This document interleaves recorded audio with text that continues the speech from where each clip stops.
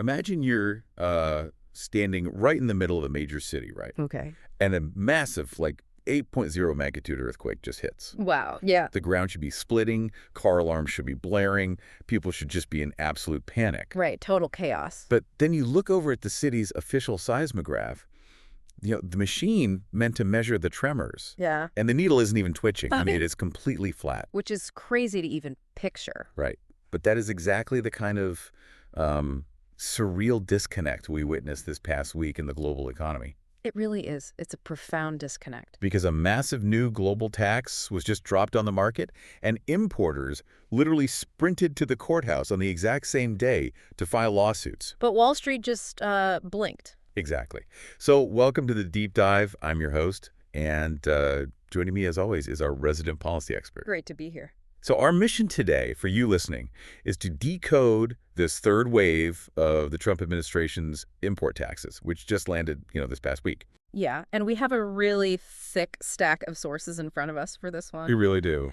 They cover this super complex web of new tariffs, the immediate legal pushback that followed, and of course, the surprisingly muted reaction from the financial markets. Right. But before we get into the mechanics of all this, I need to make something crystal clear for you listening. Very important point here. Because this topic involves very recent, highly politically charged actions by the Trump administration, we are not taking any political sides here. Not at all. I mean it. We are not endorsing or condemning these policies. Yeah, our role is strictly analytical. We're just acting as a neutral guide through a highly volatile situation. Exactly.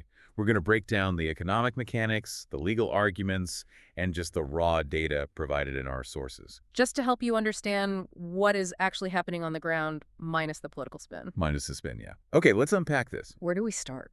Well, before we can understand why the stock market ignored this, we need to know the actual mechanics of what just happened. The administration just imposed new tariffs of either 10% or 12.5% on 60 different trading partners. Which is a huge net to cast. And to understand how they're doing this, you really have to look at the legal mechanism they're invoking. Okay, what's the mechanism? According to the U.S. Trade Representative, these specific duties are being levied under Section 301 of the Trade Act of 1974. Okay, Section 301. Yeah. And historically, Section 301 was designed to give the president leverage to retaliate against foreign countries, countries that violate trade agreements. Or like engage in specific unfair trade practices, right? Exactly. Like stealing American intellectual property or putting up illegal quotas against U.S. goods. Okay, but the sources say the administration is stretching that mechanism significantly here. Very significantly. The stated goal here is punitive. Punitive. Yeah, they're arguing that these tariffs are necessary to punish countries that just aren't doing enough to stop the trade of products made with forced labor. Wait, I'm a little confused. Looking at the context in these sources, this isn't an isolated event, is it? No, not at all. This is the administration's third attempt in just 1 year to establish this exact kind of broad tax on imports. It's been a busy year for trade lawyers, that's for sure. Seriously. Yeah. I mean, we saw the Supreme Court explicitly strike down their first sweeping tariff regime back in February. Right. Then the administration pivoted to using emergency powers, basically implementing a 150-day global tariff of 10% as a stopgap. Yep, the emergency gap. And that 150-day clock ran out on July 24th. So the administration immediately swapped in these new Section 301 tariffs. Literally seamlessly swapped them in. How is it legally possible for the executive branch to just swap the paperwork and do it again? Isn't that like defying a Supreme Court order? I mean, it feels like it should be, right? But it really comes down to the specific legal justification rather than the policy itself. Okay, explain that. So when the Supreme Court struck down the February tariffs, they didn't rule that the U.S. can never impose tariffs. Oh, I see. They just ruled that the specific statute the administration cited didn't give them the authority to do it. So they just found a new statute. Exactly. The executive branch just goes back to the sprawling maze of U.S. trade law, finds a different paragraph in this case, Section 301, Right. and says, well, we're doing the exact same thing, but under this authority now. Wow. I honestly can't help but picture a massive high-stakes game of legal whack-a-mole. That is a perfect analogy. The administration pops up a tariff. The Supreme Court whacks it down with a mallet. And boom, another one pops up. Yeah, they just find a slightly different hole in the trade law and pop up the exact same tariff wearing a different hat. Yep. As a business owner, How in the world do you price your goods when the legal foundation of your import costs is in constant chaotic limbo? This raises an important question, and it's one that really gets to the very heart of American governance and, honestly, executive overreach. Because Congress is supposed to handle taxes, right? Exactly. The Constitution explicitly grants the power to lay and collect taxes, duties, and tariffs to Congress, not the president. Right. Now, Congress can delegate some of that authority to the executive branch for specific, narrow reasons. Like national security, maybe? Yeah, national security or targeted trade enforcement. But what we're seeing now is an executive branch pushing the absolute limits of those delegated powers. Basically forcing the judicial branch to constantly referee this. Exactly. They have to constantly evaluate whether the president is essentially legislating from the Oval Office. Well, the businesses taking the hit certainly aren't waiting around for Congress to act, that's for sure. Oh, absolutely not. The backlash was instantaneous. Yeah, opponents were filing lawsuits the exact same day these new tariffs took effect. Same day. We saw a proposed class action filed in the U.S. Court of International Trade by a spice importer and a watch retailer. Right, and their argument is pretty straightforward. They're arguing that this new action is just a carbon copy of the regime the Supreme Court already killed. Yeah. And they aren't just asking for the duties to be voided, they want refunds with interest. And that part, seeking refunds with interest, is a critical detail because of how the U.S. Court of International Trade actually operates. Oh, really? How does it work? Well, you can't just refuse to pay the tariff while you sue them. You have to pay up front. Yes. The mechanism requires importers to pay the tax to customs first, then file a formal administrative protest. Okay. Then you get denied by the government, and then you can take it to the trade court. Wow, that sounds like it takes forever. That entire process takes years. Yeah. So you have millions of dollars of working capital just tied up in government coffers while the lawyers fight it out. Jeez. Which explains why Learning Resources is back in the mix. Right, the toy maker. Yeah, they're the family-owned toy maker that successfully defeated the emergency powers tariffs at the Supreme Court just months ago. And now they're doing it all over again. According to our sources, they've sued again in a completely separate lawsuit.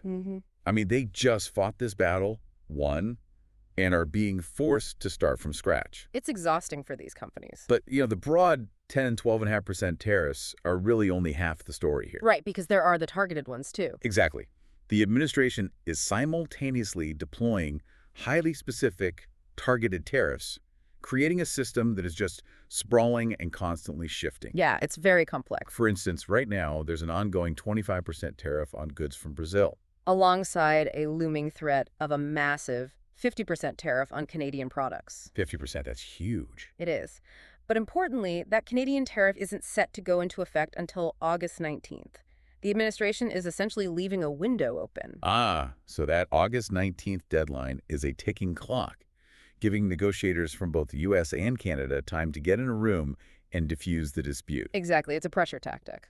But the pharmaceutical industry is where the administration's strategy gets genuinely extreme, wouldn't you? Oh, it's unprecedented. We're talking about a 100% tariff on patented drugs and their active ingredients. Just massive. And that hits 17 of the largest drug makers this coming Friday, with other importers getting hit starting September 29th. Yeah.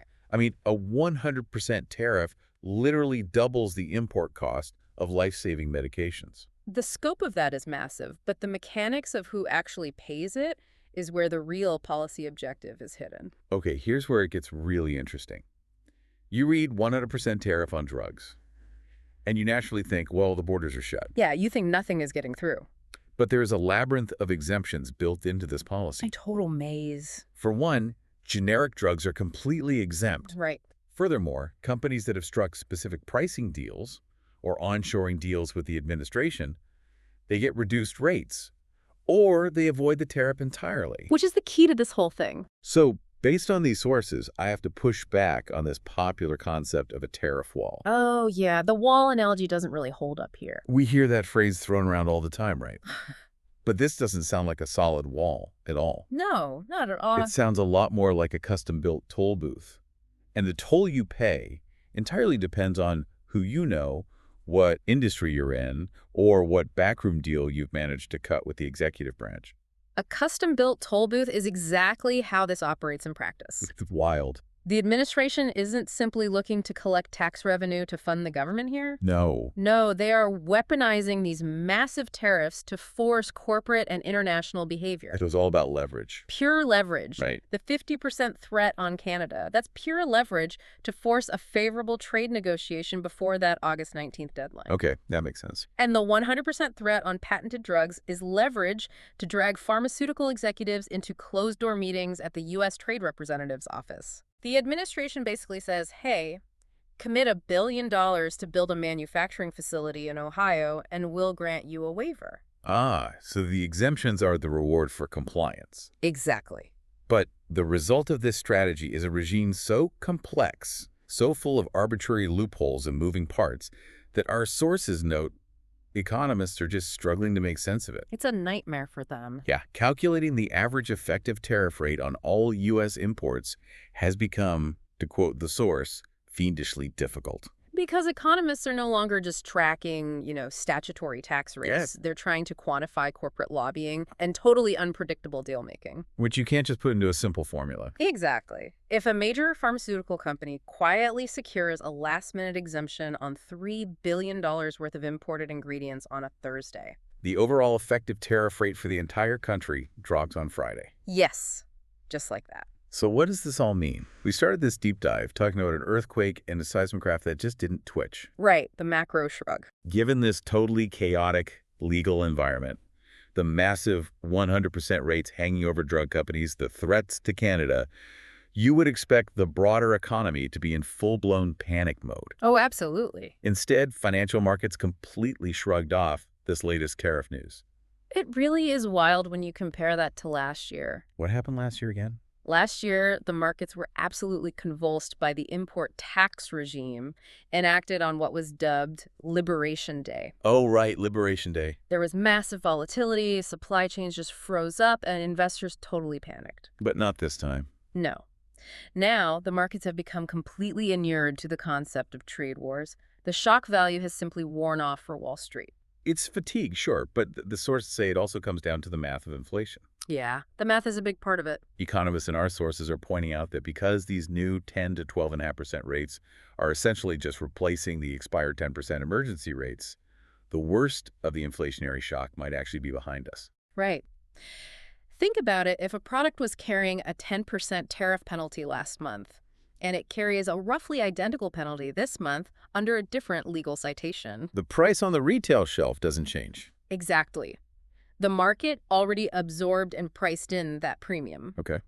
So economists are predicting this new round of announcements shouldn't really trigger a renewed, sudden spike in goods prices. Okay, but we have some competing data here that we really need to untangle. Let's hear it. Because it gets at the difference between what's written on paper and what's happening in reality. Mm-hmm. We have numbers from the Yale Budget Lab tracking the statutory tariff rate. Okay. They pegged it at 11.1% last week, and they project it will hit 11.8% by the end of the year as scheduled increases kick in. Right. And just to clarify, the statutory rate is the official on-the-books rate. Right. It's what you get if you just average out the text of the law. But then Oxford Economics is looking at the effective rate, right? Yes. That is what importers actually end up paying. After you factor in all those backroom exemptions, generic carve-outs, and onshoring deals we talked about. And Oxford puts the effective rate at 8.6% before this week, jumping up to 9.6% once those pharmaceutical tariffs actually take effect on Friday. It's a massive gap between those two numbers. It really is. But whether you look at the statutory rate or the effective rate, if you are sitting at home looking at your monthly budget, Wall Street's shrug feels totally disconnected from reality. Because for the average person, things are still expensive. Exactly. I look at it like going for a hike with a really heavy backpack. Oh, I like this. Wall Street is the hiker. When the administration first dropped that heavy backpack of tariffs on Wall Street last year, the hikers stumbled. They panicked. It was a massive shock to the system. Right, the Liberation Day panic. But a year later, the hikers' muscles have adjusted to the weight. They've stopped noticing the backpack. So when the administration swapped out the backpack for a slightly different one of the exact same weight this week, the hiker didn't even flinch. The seismograph didn't twitch. Exactly. But here's the thing. For the average U.S. household, they are the ones actually carrying that weight up the mountain. It's a real burden. And the Yale Budget Lab estimates that a typical U.S. household will still pay an extra $1,100 this year toward tariff-related price increases. If we connect this to the bigger picture and take your backpack analogy just a step further, the average household is carrying an extra 1,100 pounds of weight this year. Wow. And they don't get to just take it off. No, they don't. We have to recognize a fundamental economic truth here. Just because a policy doesn't trigger a renewed rise in inflation does not mean prices are going down. That's such an important distinction. Flat inflation just means the pain has plateaued. Right. That extra $1,100 a year is now baked into the system. The high costs are the new baseline. The new normal. Yeah.